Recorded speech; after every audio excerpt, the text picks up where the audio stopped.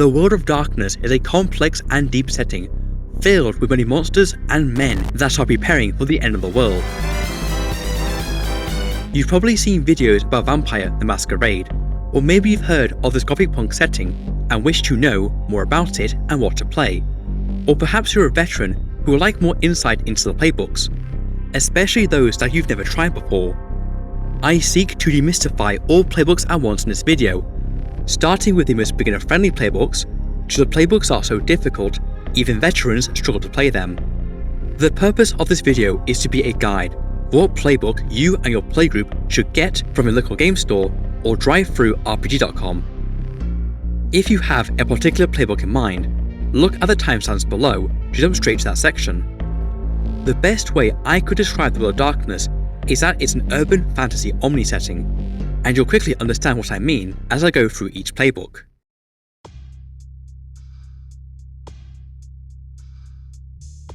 The Storyteller system was made to play VtM, and because of that, it's the most beginner friendly in regards to players and storytellers, which is the Storyteller system's name for a game master. The player's role as vampires in The Modern Knights, which originally refers to the 1990s to early 2000s, but now refers to 1990s to present day due to lore reasons, and because a growing portion of the World of Darkness' player base wasn't even born in the 90s.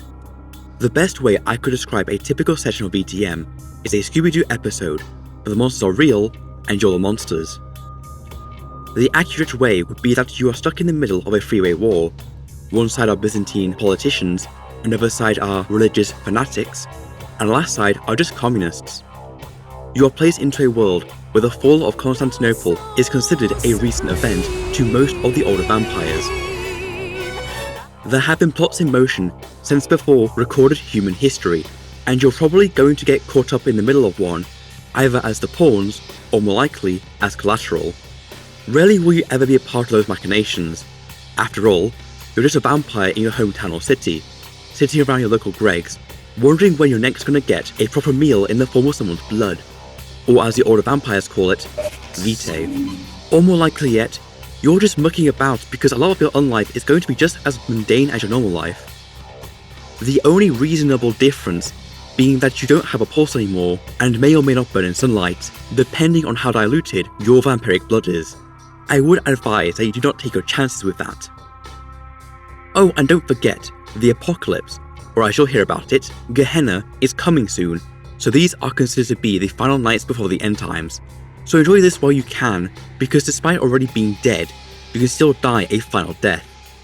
Of course, you're just going to waste it being supernatural gangsters, but who am I to judge?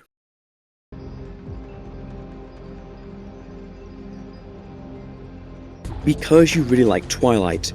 But on a serious note, VtM offers some of the most engaging and easy to grasp roleplaying that can be offered on the tabletop, thanks to its focus on roleplaying over crunching numbers and dice rolling. In fact, the Storyteller system is a kind of system where if you try to min-max, you're missing the point, no matter which playbook you're playing. This simplicity, however, is not a weakness.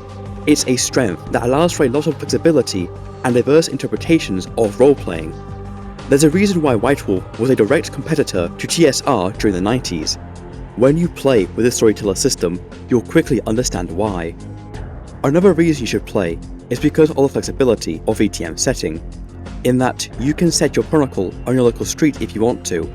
You just have to be creative as to what goes bump in the night, to let your paranoia overtake your sense of rationality, and to let your deepest fears be made manifest with your friends while you sit around your dining room table. And as a player, you are able to create a unique kind of character that exists within the World of Darkness quite easily, since any man or woman can be embraced.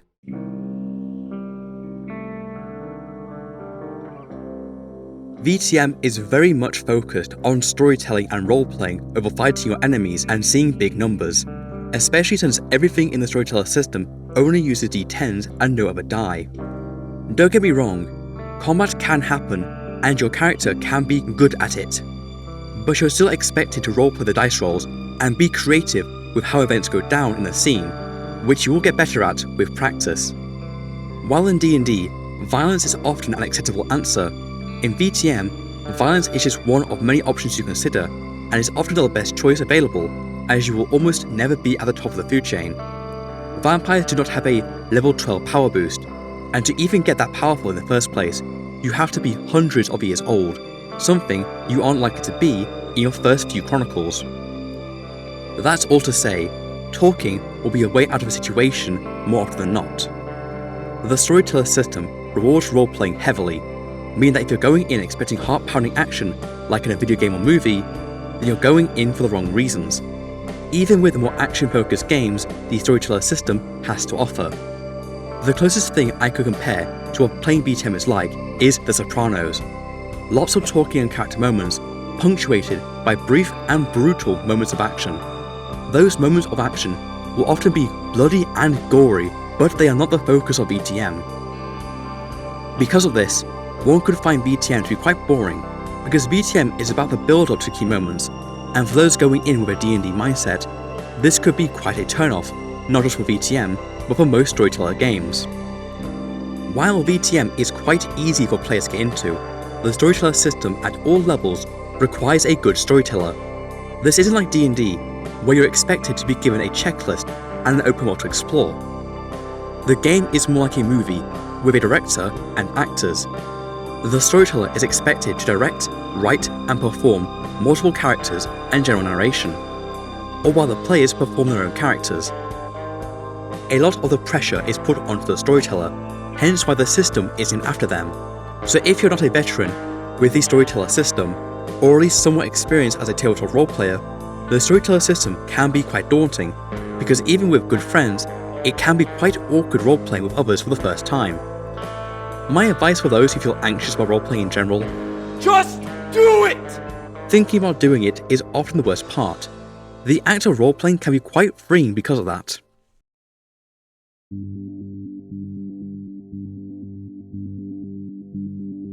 Due to the non-aging qualities of vampires, a lot of elders are very, very old. Quite often, those ancient vampires can be ancient historical figures like kings, queens, and philosophers like Creatus, Dracula, Heinrich Himmler, Aleister Crowley, and John Dee. This extends to even mythological beings and gods like Mithras, Helen of Troy, Odin, Osiris, and Set. Vampires all trace their bloodlines back to Cain, with an E on the end, so people know we're not messing around. From Genesis. After killing Abel, he was cursed by God to roam the earth and never tread in the sun. After meeting with Lilith, he was bestowed great powers, and this included the ability to pass down said powers.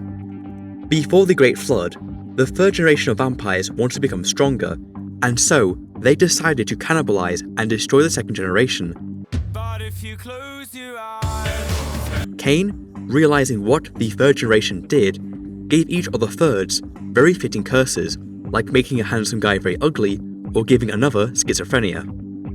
In addition to this, he made sure that any child that the third generation would embrace would never be as powerful as their sires, which is why you, an 8th to 16th generation, are just a human with some party tricks and an aggressive need for sunscreen. There's also the fact you're going to be part of the Big Three: the Camarilla, which is a medieval mafia with a superiority complex, the Sabbat, a religious cult who want to destroy and or feed on powerful vampires to become more powerful themselves, and the Anarchs, which is really self-explanatory: they're idiots. Although they prefer the term rebels. They think they can make a better world than the other two sects, filled with lower generation vampires, when in reality, they're just another lot of power-hungry sadists that'll only make things worse. I won't lie to you, just going over the good lore for VtM would take over a day, because there's a lot of good lore.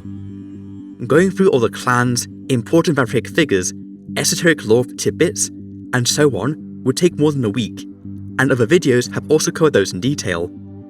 That is unless you're planning to play 5th edition. 5th edition sadly does away with a lot of the lore and plot points for World of Darkness, VtM, and beyond, including the other bloodlines that are not tied to the antediluvians directly because of magic. This has the problem of making the world feel a lot smaller than it should be. Some may argue that rooting out the bad lore and tossing away unnecessary tidbits is important so that new players don't find it too overwhelming. But to those people, I say, that's the point. Look at our world. Learning even one country's history requires months of study and learning because a lot happens over a country's existence that is incredibly important in shaping what those countries are today. Getting rid of lore just because it's not immediately relevant is like saying Tasmania shouldn't exist. But if you close your eyes, Sure, you're never going to think about it, but without it, the world is a little less.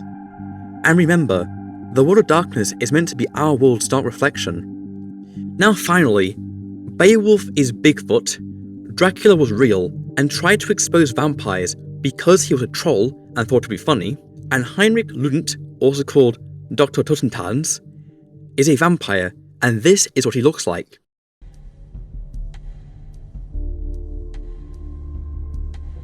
VtM is the foundation of the storyteller system, and so has the most amount of time put into making the playbook as playable and as enjoyable as possible.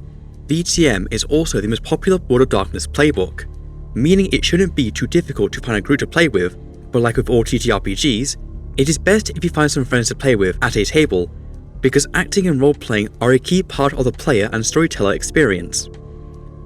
VtM also has a playbook in every edition, meaning you can play it with 1st, 2nd, 3rd, or Sakura Revised, 20th Anniversary, 5th edition rules. Each edition has its advantages and disadvantages, but for the sake of simplicity, I will say that, for every playbook going forward, you should find a way to play the 20th Anniversary edition. 20th is the most complete edition compared to the rest, a key part of that being its compatibility with all previous editions, 1st, 2nd and 3rd, while refining what was there before. If you don't want to play 20th, then 5th is your compromise, but it has so far paled in comparison 20th in every way, with the exception that it is slightly easier to get into due to said paling, but the reward you get for understanding 20th's rules far outweigh the short-term ease of 5th. I will admit, I do have some personal biases. 5th edition dropped almost every major plot development and interesting world-building element that 20th edition established, because the lead writer of 5th disliked any sort of world-building that wasn't tied to some real-world allegory or his interpretation of the World of Darkness. But not to end on a sour note, V20 is an expansive yet reasonably approachable gateway into the World of Darkness. You'll find plenty of people to play this premier system with at your local hobby store, so why not indulge yourself and realise that the World of Darkness was actually the clown World of Darkness all along.